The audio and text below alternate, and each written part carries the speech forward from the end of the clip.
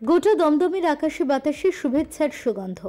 11 নম্বর ওয়ার্ডের পৌরপিতা মৃন্ময় দাসের উদ্যোগে আশীর্বাদ, শুভেচ্ছা ও ভালোবাসায় ভরিয়ে দিয়েছেন গোটা দমদমের মানুষ। 12 জানুয়ারি স্বামী বিবেকানন্দের 163তম জন্ম শতবার্ষিকী উপলক্ষে স্বামী বিবেকানন্দ স্পোর্টস একাডেমিতে মৃন্ময় দাসের উদ্যোগে সম্বর্ধনা জানানো হলো সন্তোষ ট্রফিজয়ী বাংলার বীরদের, যা দেখে আপ্লুত স্থানীয় অভিভাবক তথা শিক্ষামন্ত্রী ব্রাত্য বসু। রাজনীতির আঙিনাতে থেকেও মাঠ ময়দানে তার অবদান অত্যন্ত প্রখর। প্রতিদিন সকালে মাঠের ঘাসের ঘ্রাণ থেকে কোনো দিন মৃন্ময় দূরে থাকেন না। তিল তিল করে গড়ে তুলেছেন এই মাঠ। সকাল সন্ধ্যায় সবুজ ঘাসে তার যত্নে বেড়ে উঠেছে বাংলার দামাল শিশুরা, যারা আগামী দিনে ক্রীড়া আঙিনায় বাংলার মুখ উজ্জ্বল করবে বলে আশাবাদী সকলের প্রিয় বুবলি। তবে যুব দিবস উপলক্ষে গোটা বাংলায় যখন বিভিন্ন অনুষ্ঠানের সুঘ্রাণে মেতে উঠেছে, তখন মৃন্ময় দেখিয়ে দিল অন্য ছবি। এদিন সন্তোষজয়ী টিমকে মন্ত্রী ব্রাত্য বসুর উপস্থিতিতে সমগ্র বাংলা দলকে শুভেচ্ছায় ভরিয়ে দিলেন তিনি। মোহরমোহ হাততালিতে মুখরিত মাঠ জানান দিল মৃন্ময়ের মিঠো ভালোবাসার আস্তরণ কতটা গাঢ়। এদিন কোচ সঞ্জয় সিনও অবাক তার ভাবনা এবং আতিথেয়তায়। তিনিই বোধহয় প্রথম কোনো পুর প্রতিনিধি যিনি এই ভাবনায় নিজেকে উচ্চতার শিখরে নিয়ে গিয়েছেন। তার এই প্রয়াসে খুশি রাজ্যের ক্রীড়া মহল।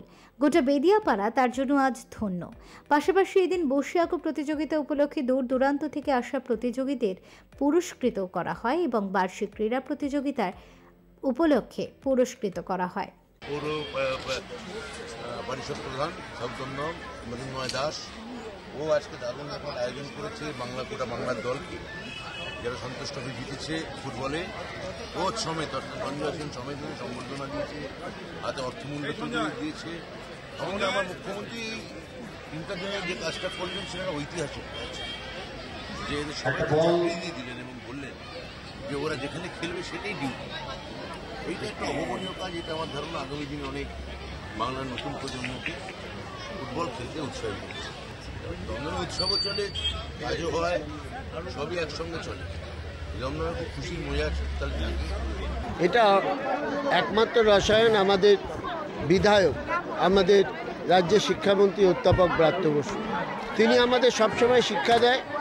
তিনি ফুটবল জগতের লোক, তিনি ফুটবলকে ভালোবাসেন, খেলাধুলা ভালোবাসেন। আজকে আমি এত বড় একাডেমি চালাতে পারছি তার উদ্যোগে। আজকে দেখছেন আপনাদের ওখানে হোর্ডিং আছে, 2019 সালে 26শে জানুয়ারি এই একাডেমির প্রতিষ্ঠা হয়। আমরা প্রতিবারই 12ই জানুয়ারি, 11ই জানুয়ারি, 12 জানুয়ারি স্বামী বিবেকানন্দর জন্মদিন উপলক্ষে সমস্ত বাচ্চাদের নিয়ে আমরা প্রতিবারই একটা খেলাধুলার আয়োজন করি। এবারও সেটা অন্যথা হয়নি। এবারও আমাদের প্রভাত পেরি হয়েছে, বসে আঁকো প্রতিযোগিতা হয়েছে। শুধু এটা 11 নম্বর ওয়ার্ডকে না, সারা দমদম আমি দেখলাম, শ্যামবাজার থেকে বাগুইহাটি থেকে শুরু করে এমনকি দক্ষিণে থেকেও প্রচুর হাজরা, এইসব জায়গা থেকেও প্রতিযোগী এসছে। আমি খুব খুশি। তাছাড়া আমরা আমাদের ঘরের ছেলেদের সন্তোষ ট্রফি বিজয়ীদের আমরা সম্বর্ধনা দিয়েছি। আমরা আন্তরিকভাবে আমাদের ব্রাত্য বসুর নির্দেশে তাদের যে সম্বর্ধনা দিয়েছি, ব্রাত্য বসু অনেক খুশি, আমরা খুশি। আমাদের বাংলা আরও ফুটবলে এগিয়ে যাবে। আগামী দিনে এই কোচিং কাচাদের জন্য কি ভাবনা চিন্তা রয়েছে? আমাদের একটা এই কোচিং কাচাদের এখানে আমাদের 250 মতো বাচ্চা ছেলে মেয়ে অ্যাথলেটিক্স করে।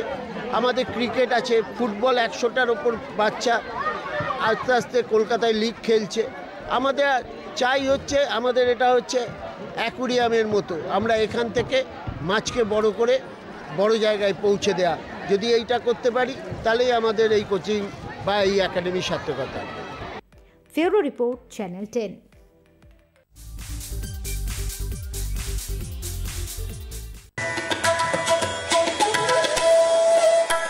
শীতের মরশুমে শাস্ত্রীয় সঙ্গীতের আসর বসে বেহালা অঞ্চলে। 2013 থেকে শুরু। এরপর প্রতিবারই সঙ্গীত প্রেমীদের মন জয় করে আসছে বেহালার শাস্ত্রীয় সঙ্গীতের আসর। অতীতে তবলায় প্রয়াত ওস্তাদ